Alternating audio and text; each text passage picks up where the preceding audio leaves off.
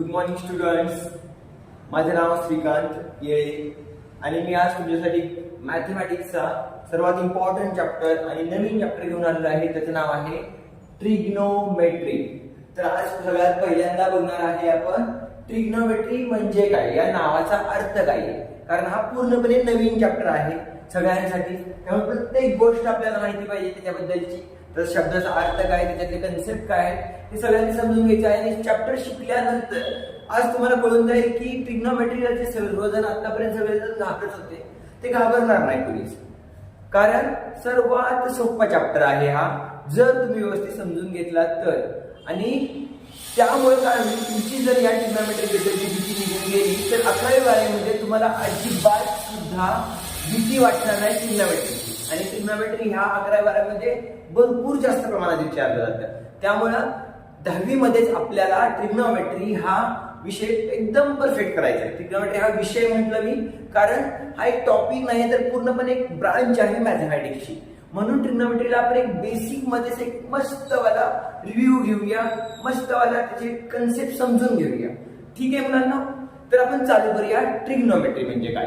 ठीक आहे, तर सगळ्यात पहिल्यांदा चॅप्टरचं नाव काय आहे, ट्रिग्नोमेट्री.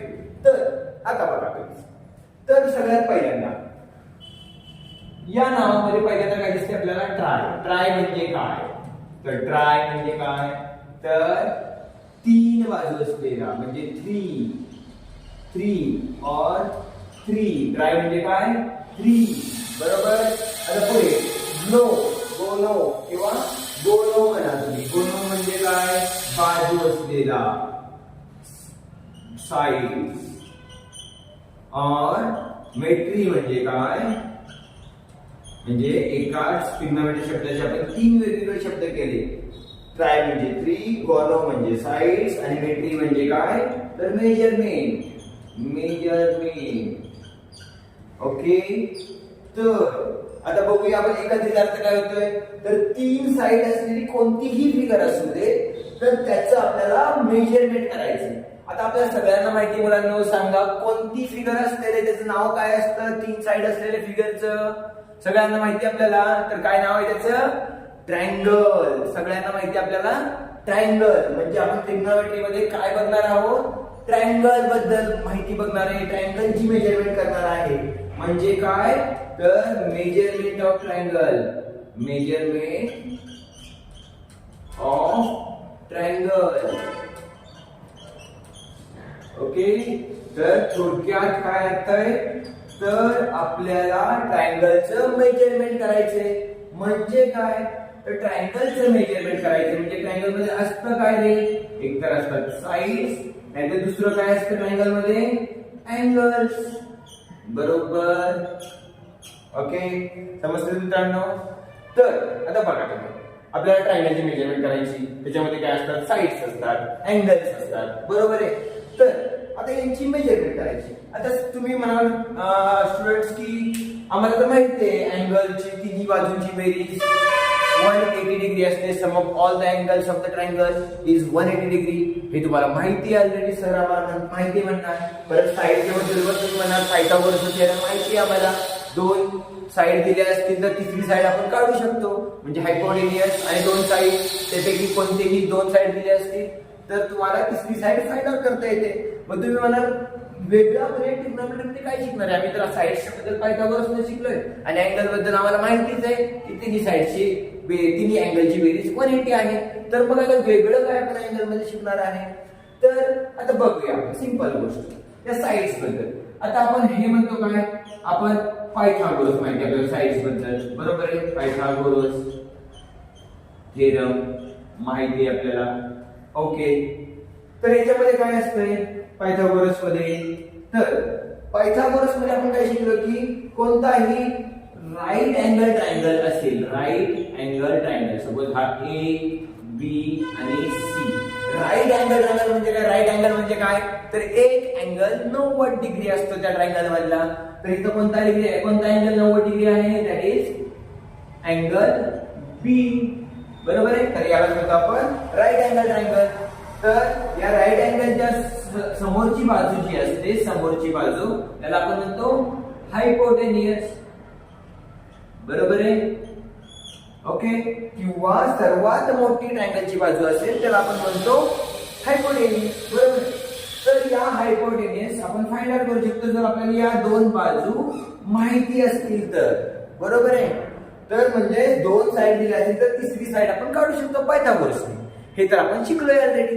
तर आता मग इथं जर बघितलं आपण अँगलच्या बाबतीत, तर अँगलच्या बाबतीत ही आपल्याला तशीच गोष्ट समजेल की sum of all angles of triangle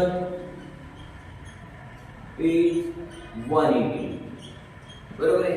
म्हणजे इथंही आपण समजू शकतो सपोज हा एखादा कोणताही ट्रायंगल घेतला आपण, सपोज एक्झाम्पल घेऊया आपण एखादा ट्रायंगल घेतला आपण, हा सपोज ट्रायंगल आहे किंवा हा ट्रायंगल आहे. तर सपोज हा 90 डिग्री असतो, हा सपोज 20 डिग्री आहे. तर हा अँगल आपण फाइंड आउट करू शकतो सहजरित्या. किंवा हा सपोज 60 आहे, हा 100 आहे. तर हा अँगल किती आहे आपण सहजरित्या फाइंड आउट करू शकतो. कोणत्या थेरमने? तर हा आपल्या अँगल वाला थेरमने, सम ऑफ अँगल ऑफ ट्रायंगल, बरोबर आहे. सम ऑफ अँगल ऑफ ट्रायंगलने. तर बघा बरं मित्रांनो, 100 अधिक 60, 100 प्लस 60 60 किती होतं? दॅट इज 160, बरोबर.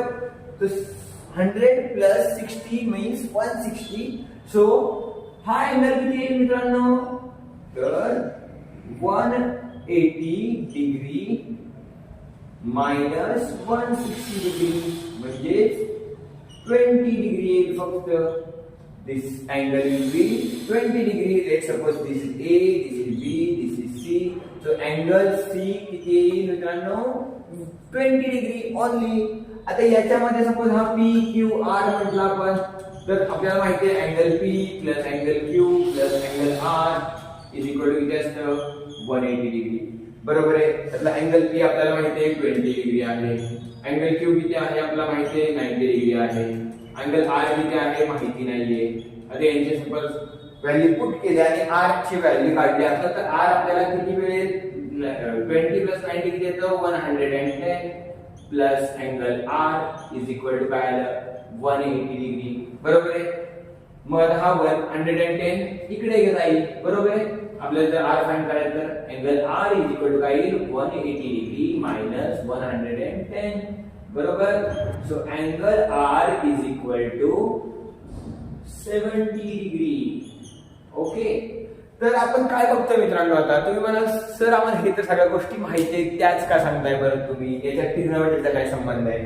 तर मला हे सांगायचं मुलांना तुम्हाला की आपण आतापर्यंत ट्रायंगल मध्ये मेजरमेंट तर केली, पण आपण काय केलं? फक्त जर दोन साइड दिल्या असतील तर आपण थर्ड साइड फाइंड आउट करत होतो, किंवा दोन अँगल दिले असतील आपल्याला तर आपण थर्ड अँगल फाइंड आउट करत होतो. पण आतापर्यंत असं कोणतंच रिलेशन आपल्याकडे आहे का मित्रांनो की ज्याच्यामुळे आपल्याला जर अँगल दिले असतील तर त्याच्यावरून आपण साइड फाइंड आउट करू शकतो ट्रायंगलच्या, किंवा उलट त्याच्या जर आपल्याला साइड दिल्या असतील आणि त्याच्यावर आपल्याला अँगल फाइंड करायचे, असं कोणतंही रिलेशन आपल्याला आतापर्यंत माहिती आहे का मित्रांनो? तर विचार करा लवकर, चला. तर ऍक्च्युली मध्ये असं कोणतंही रिलेशन अजून आतापर्यंत आपण बघितलेलं नाहीये. तर त्याचमुळं इथे पिक्चर मध्ये येते ट्रिग्नोमेट्री. ज्या चॅप्टर मध्ये आपण साईड आणि अँगल यांचं रिलेशन बघणार आहोत. ओके. तर इथंच होतो ट्रिग्नोमेट्रीचा जन्म. ज्यावेळी आपल्याला अँगल माहिती असतात त्यावेळी आपण साइड फाइंड आउट करू शकतो, आणि आपल्याला ज्यावेळी साइड माहिती असतात त्यावेळी आपण अँगल फाइंड करू शकतो. तर हीच आहे ट्रिग्नोमेट्री. तर आपण चला बघूया आपण ट्रिग्नोमेट्री मध्ये पुढच्या गोष्टी की काय काय आहे त्याच्यामध्ये. ओके. तर आपण चालू करूया.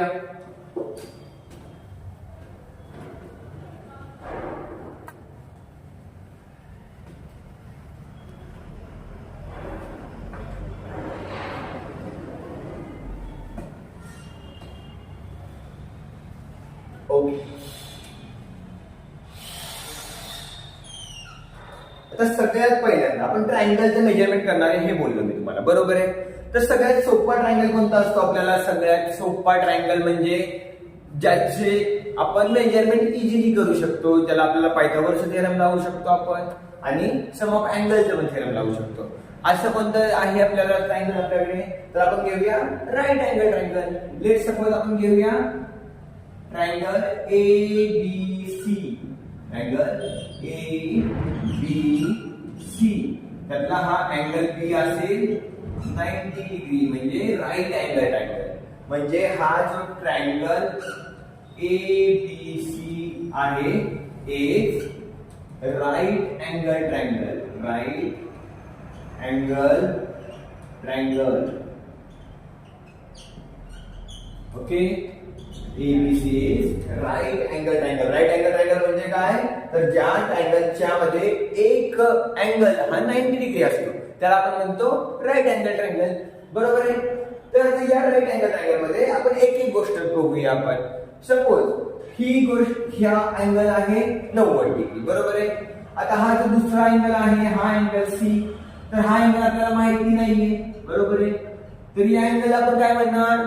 ज्या अँगल आपल्याला माहिती नसतो त्याला एक स्पेसिफिक नाव देऊया आपण नवीनच. जशी आपल्याला एखादी गोष्ट माहिती नसेल तर आपण काय नाव देतो त्याला? एक्स. आपण काय नाव देतो त्याला? एक्स. पण अँगल मध्ये ज्यावेळी आपल्याला अँगल कोणता माहिती नसतो त्यावेळी आपण एक्स नाही म्हणत, त्याला काय म्हणतो आपण? थीटा. काय म्हणायचं आपण त्याला? थीटा. ओके, तर थीटा असा लिहितात. Okay, theta. तर हा सी किती आहे? थीटा आहे असं समजूया. ओके, तर आता बघूया आपण कसं रिलेशन मिळतं आपल्याला अँगल आणि साइड मध्ये. तर आता बघूया आपण मित्रांनो. तर सगळ्यात पहिल्यांदा आपण बघूया की या 90 डिग्री समोरची जी बाजू असते त्याला आपण काय म्हणतो? ते काय म्हणतो हे तुम्हाला सगळ्यांना माहितीच आहे मित्रांनो. काय म्हणतो आपण त्याला? त्याला म्हणतो आपण हायपोटेनियस. बरोबर. ओके, तर आता बघूया आपण हा जो अँगल आहे, अँगल कुठे आहे? इथं आहे.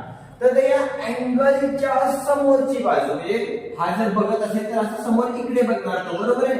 असं बघणार तो हा अँगल. तर या अँगलच्या समोरची बाजू याला काय म्हणणार आपण? तर या अँगल कोणताही अँगल असेल त्याच्या समोरची बाजू त्याला आपण म्हणणार अपोजिट साइड.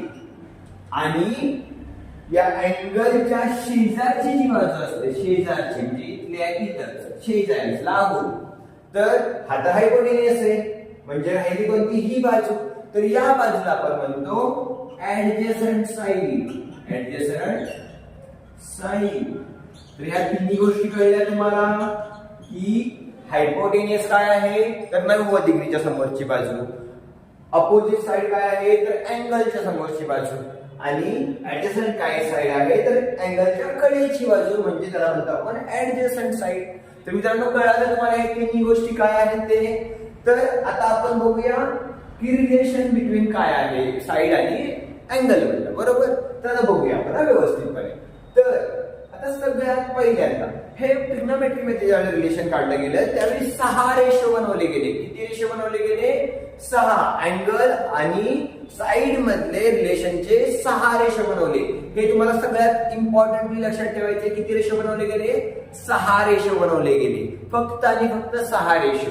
आणि या 6 रेशोतलेही 2 रेशो खूप खूप खूप इम्पॉर्टंट आहेत. म्हणजे आपले मायबाप आहेत असं समजा. ट्रिग्नोमेट्रीचे मायबाप म्हणजे हे 2 रेशो. ते 2 रेशोचा आपण पहिल्यांदा ते 2 रेशो बघणार आहे. तर ते 2 रेशो कोणते कोणते आहे? तर ते आहे, पहिला आहे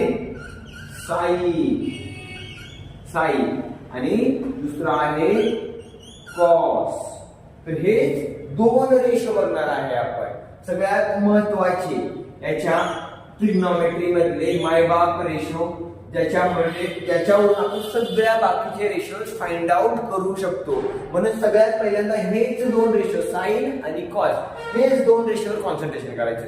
ह्याच्याबद्दल आपण परफेक्ट कळून घ्यायचं. ओके, तर हे बघा साइन रेशो काय म्हणतो. जर आता आपला अँगल हा इकडचे जे साइन रेशो जे असतात ते असतात अँगल बद्दल. म्हणून ते अँगल घेतला आपण, अँगल थीटा घेतला, बरोबर आहे. अँगल थीटा घेतो आपण तिथं. तर sine theta is equal to काय येतं, तर साइन रेशो जो असतो काय येतं तर बघूया आपण. तर साइन रेशो हा कधीही लक्षात ठेवायचे तुम्हाला. तर साइन रेशो हा काय असतो, तर नेहमी तो रेशो असतो अपोजिट साइड अपॉन हायपोटेनियस. हा नेहमी हे लक्षात ठेवा की साइन रेशो म्हणजे hypotenuse, opposite side upon hypotenuse असतो. आणि कॉस रेशो काय असतं रे, काय राहिलं मुलांना आता, अपोजिट साइड गेली, आता काय कोणती साइड राहिली, ऍडजेसंट. मग कॉस आला की काय घ्यायचं, adjacent side upon hypotenuse. Okay, तर हे दोन रेशो कळाले तुम्हाला मित्रांनो की हा झाला opposite side upon hypotenuse sine ratio आणि ऍडजेसंट साइड अपॉन हायपोटेनियस हा झाला कॉस रेशो. तर हे दोन रेशो मायबाप रेशो किंवा पॅरेंट रेशो म्हणतात आपण त्याला. ते पॅरेंट्स आहेत ट्रिग्नोमेट्रीचे. तर हे पॅरेंट्स रेशो फक्त सिंपल काय आहे, अपोजिट अपॉन हायपोटेनियस आणि ऍडजसंट अपॉन हायपोटेनियस. दोन्हीकडे काय आहे, हायपोटेनियस खालीच आहे, छेदात आहे. दॅट इज तो नेहमी काय असतं डिनॉमिनेटर मध्ये आहे आणि न्यूमरेटर मध्ये अपोजिट एकदा आलं एकदा ऍडजसंट आलं. आता बघूया आपण बाकीचे रेशो. आता आपण का म्हणत होतो हे मायबाप आहेत, पॅरेंट्स आहेत ते तुम्हाला कळेल आता. तर आपण बघूया third ratio, that is tan theta is equal to. Tan theta म्हणजे काय असतो, तर या साइन आणि कॉसचं कॉम्बिनेशन असतं. म्हणजे साइन मधला अपोजिट वरचा अपोजिट साइड आणि कॉस मधल्या वरचा numerator, that is adjacent side. Okay, तर हा झाला टॅन थीटा, अपोजिट आपण ऍडजेसंट. पण याचा उलटा असतो तो त्याचा भाऊ, टॅनचा भाऊ कोण असतो, कॉट असतो. तर आपण ते चौथं बघूया आपण, याचा भाऊ दॅट इज कॉट थीटा. तर हा कॉट थीटा म्हणजे काय, याचं उलटा फक्त घ्यायचं. पहिल्यांदा ऍडजेसंट, खाली घ्यायचं opposite. Adjacent side upon opposite side. Okay, हे तर क्लिअर झालं तुम्हाला. म्हणजे 1 2 3 आणि 4 रेशो तर झाले. मी म्हटलं तुम्हाला 6 रेशो आहेत, बरोबर आहे. राहिले किती, फक्त 2 रेशो, फक्त 2 रेशो. तर आता बघूया हे 2 रेशो काय आहेत ते. तर ते 2 रेशो आपण इथे बघूया. ठीक आहे मित्रांनो, तर त्या 2 रेशो आपण बघूया इथे काय आहे ते. तर काय नाव आहे, तर पहिले 4 रेशोचे नाव काय होते, साइन, कॉस, टॅन आणि कॉट. बरोबर आहे, हे 4 ratio, sine, cos, tan, cot. आता आपण 5वा आणि 6वा रेशो. 5वा ratio that is sec theta आणि 6वा रेशो आहे कोसेक थीटा. सेक थीटा आणि कोसेक थीटा. तर हे बघूया. तर आता सगळ्यात महत्वाची गोष्ट, हा 6वा आहे, हा 5वा आहे. तर ऍक्च्युली हे जे आहे कोसेक शेवटचा आहे आणि साइन पहिला आहे, म्हणून हे दोघं भाऊ. हे दोघं कोण, भाऊ. मग सेकचा भाऊ कोण येणार, कॉस. सेकचा भाऊ कॉस. भाऊ का म्हणतोय, तर नेहमी बघायचं भाऊ किंवा बहिणी म्हणा किंवा भाऊ म्हणा, नेहमी भांडत असतात. भाऊ असते तर बहिणी असतील, भाऊ बहिणी असतील, नेहमी भांडत असतात. का, त्यांचे विचारच पटत नाहीत एकमेकांना, उलटे असतात एकमेकांच्या, उलटे. म्हणून याच्यामध्ये मी काय म्हटलं की कोसेक आणि साइन काय आहे, उलटे आहेत, भाऊ आहेत ते, म्हणजे उलटे. म्हणजे काय, साइनच्या उलटा असायला पाहिजे हा कोसेक, कारण भाऊ आहे ना तो. हे दोघं भाऊ म्हणजे उलटा असायला पाहिजे. मग साइनचा उलटा काय येतं, तर हायपोटेनियस अपॉन काय येणार, अपोजिट साइड. बरोबर. आणि तसंच सेकचा भाऊ कोण येतो, कोसेक. सेकचा भाऊ कोण येतं, कॉस. म्हणजे त्याचा उलटा सेकचा उलटा काय येतं, कॉस. मग कॉस काय आहे, कॉसच्या उलटा काय येतं, hypotenuse upon adjacent side. Okay, तर हे 6 रेशो क्लिअर झाले मित्रांनो तुम्हाला, की साइन, कॉस, टॅन, कॉट, सेक आणि कोसेक. तर आता इथं फक्त मित्रांनो तुमच्या समोर मी फक्त 2 भाऊभावांची नाव लिहिणार आहे. भाऊभाव म्हणजे काय? सिंपल. भाऊभाव म्हणजे एकमेकांच्या उलटे, म्हणजे रेसिप्रोकल असतात ते एकमेकांच्या. काय असतात? उलटे म्हणजे काय? रेसिप्रोकल असतात. त्यामुळे ते भाऊभावांच्या जोड्या तुम्हाला लक्षात ठेवायच्या आहेत. भाऊभाव म्हणजे काय? तर रेसिप्रोकलच्या जोड्या. भाऊभाव म्हणजे काय? रेसिप्रोकलच्या जोड्या. भाऊभाव म्हणजे काय? रेसिप्रोकलच्या जोड्या. हे लक्षात ठेवायचे तुम्हाला. तर कोण कोणाला भाऊभाव आहे हे बघूया आपण. सगळ्यात पहिल्यांदा साइन थिटाचा भाऊ कोण? Cosec theta. कॉस थिटाचा भाऊ कोण? Sec theta. आणि टॅन थिटाचा भाऊ कोण? तर कॉट थिटा.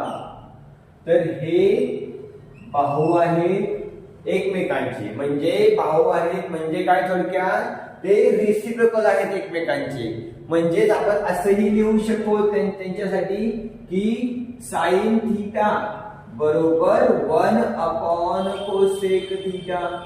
बरोबर आहे. तसंच मुलांना सांगा बरं तुम्हीच मला आता कॉस थिटा बद्दल काय लिहू मी? कॉस थिटा बरोबर cos theta is equal to 1 sec theta. बरोबर. आणि आता तसं सांगा मला टॅन थिटा बद्दल कसं लिहू मी आता? Tan theta is equal to 1 cot theta. Very good.